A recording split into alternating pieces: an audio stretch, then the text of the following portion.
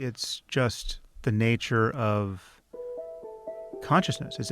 You're talking about people who spent, especially in the Buddhist case, just an incredible amount of time studying from the first person side what experience is like, what its character is. The central claim of Buddhism is not just Buddhism, but Buddhism, and I would put several of the Indian traditions like Advaita Vedanta in there. The central claim is that the self is an illusion, the ego is an illusion. And when I say self, I don't mean that people are illusions. I mean that the sense that you have a subject riding around in your head, thinking your thoughts, right? That there's a thinker in addition to the thoughts.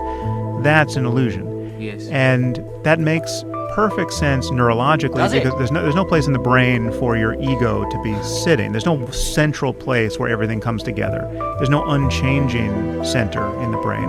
You're just talking about a cascade of neurophysiology, and everything is distributed everywhere. And it's not, and there are various parts of the brain that are coming online and off and subserving conscious states, and not.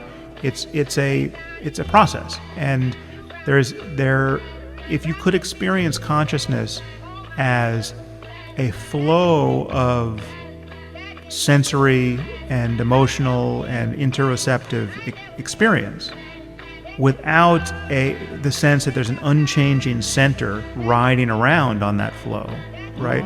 Like a man in a boat on the stream of consciousness. Yes. If you could experience that consciousness without that, that would be an experience that is much more coincident with what we understand neurologically. That would be to experience something that is more true from the third person, brain-based, what do we see inside the head side. And it just so happens you can experience that. That is what meditation is like when you really know how to meditate. This sense that there's a meditator in the head strategically paying attention to experience rather than just pure experience, that drops away, right? So that's one piece of data in favor of introspection here.